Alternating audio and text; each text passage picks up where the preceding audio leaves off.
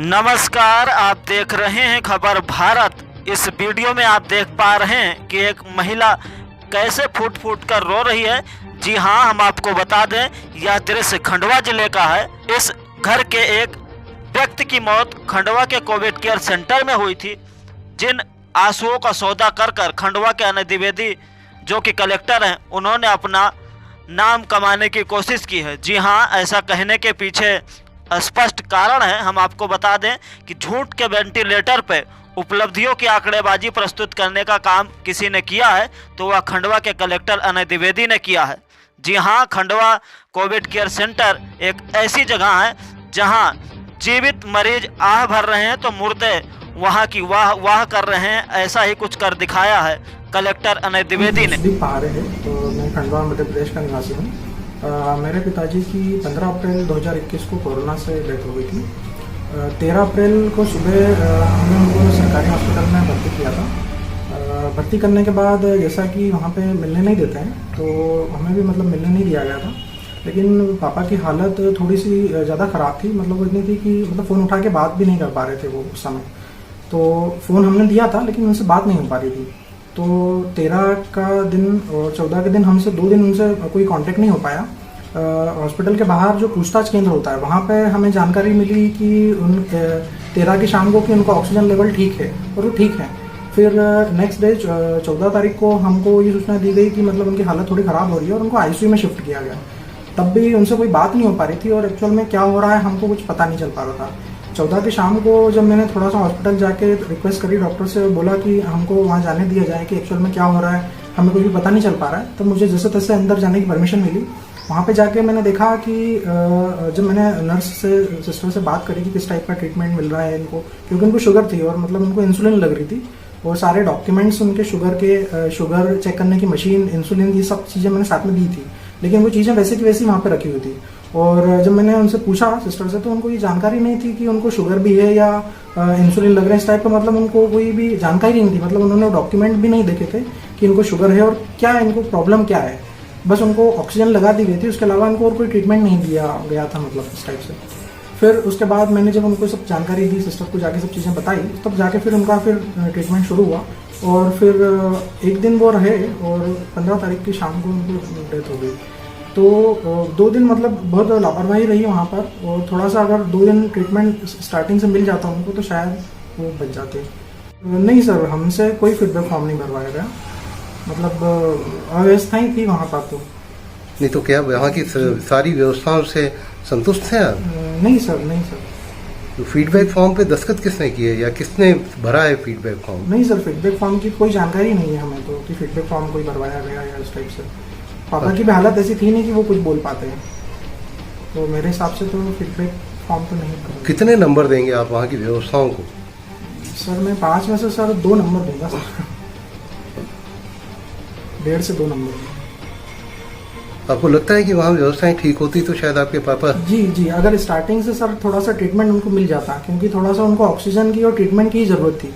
Private में oxygen available बिल्कुल भी नहीं हो पा रही थी कहीं पे भी। थोड़ा सा अगर उनको ट्रीटमेंट मिल जाता 2 दिन तो वो बच जाते सर। किस स्तर की लापरवाही थी? खाने वाने की व्यवस्थाएं, जो सारी चीज़ें थी उसको लेकर के क्या थे? सर हमने जो खाने के जो डब्बे पहुँचाए थे वो वैसे के वैसे ही पूरे सब वापस आ जाए। जब उनका सामान वापस लेके आया तो पूरी सब चीज़ें वैसे की वैसी आई। तो फिर वो जो दावा कर रहे हैं कि भाई टाइम पे भोजन होता था, सारी व्यवस्थाएं? सर अब ये तो सर पता नहीं सर, अब अंदर क्या हो रहा है सर। हमको तो अंदर की तो कोई जानकारी मिल ही नहीं पा रही थी एक्चुअल में हो क्या रहा है अंदर। बहुत अच्छा कंट्रोल किया है, एक आदर्श उपस्थित किया है, सबके लिए अनुकरणीय है। ऑक्सीजन ऑडिट का काम भी किया है और कुल मिला के पॉजिटिविटी 5% के आसपास ले आए। ये मापदंड है दुनिया के 5% तक अगर पॉजिटिविटी है तो कोरोना को आपने कंट्रोल किया है।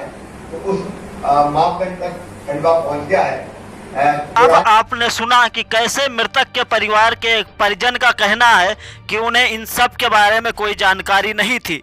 जी हाँ, मृतक का परिजन यह कह रहा है कि जो भी फीडबैक भराया गया ना तो उसको लेकर उससे कोई बातचीत की गई और यह भी संभव है कि जो मृतक है उससे भी बातचीत नहीं की गई होगी, क्योंकि वह एक कोविड का मरीज था। ऐसे में यह संभावना ना के बराबर है कि उसने इस पत्र पर साइन किया होगा।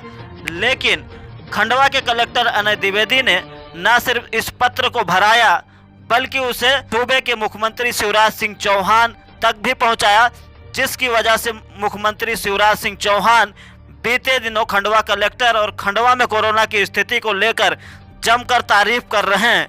ऐसे में सवाल कई हैं, लेकिन क्या खंडवा के कलेक्टर अनय द्विवेदी इसका जवाब दे पाएंगे, यह अपने आप में बड़ा सवाल है। हम आपको बता दें कि जिस 10 मरीजों का फीडबैक भराकर पत्र मुख्यमंत्री को भेजा गया था, उसमें से 5 मरीजों की मौत हो चुकी है। आइए सुनते हैं अपने डिफेंड में कलेक्टर अनय द्विवेदी ने क्या कहा। और 4 भी देते हैं बीच बीच में, और फिर वो जब 3 और 4 देते हैं तो उसके सामने उनका कारण भी आता है।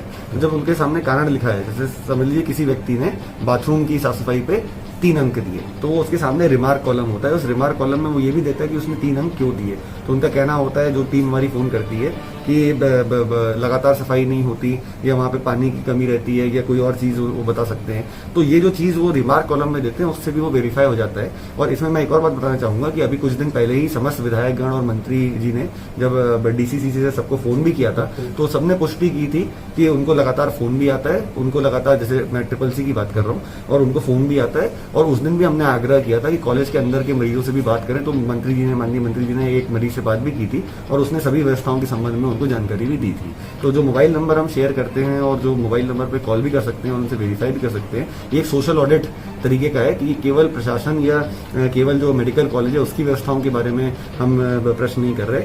हम समस्त जितने लोगों को इन्वॉल्व करके उनको अच्छे से अच्छी सेवाएं दे सकें, ताकि वो इस तनाव और इस बीमारी के वक्त अच्छे से कॉलेज में रह सकें। उसका भी एक बहुत बड़ा इम्पैक्ट पड़ता है आदमी के स्वस्थ होने पे, जिसके लिए हम लगातार प्रयत्नशील हैं। जी। सीएम साहब ने भी इसकी कुछ तारीफ की है और इसको लागू करने की बात कही है दूसरे जिलों में। अभी कमिश्नर महोदय ने जब समीक्षा की थी तो हमने उनको ये सिस्टम दिखाया था। माननीय मंत्री जी और सीएम जी की बैठक में भी हम वो सिस्टम दिखाते हैं, और समस्त सीएम जी के सदस्यों को भी हम वो जानकारी जो है हमेशा शेयर करते हैं। तो इसलिए ये सिस्टम लागू करने के लिए इसलिए अच्छा है क्योंकि आदमी के मानसिक जो तनाव है, उस तनाव को दूर करने का भी एक बहुत अहम रोल होता है उसके स्वस्थ होने पे।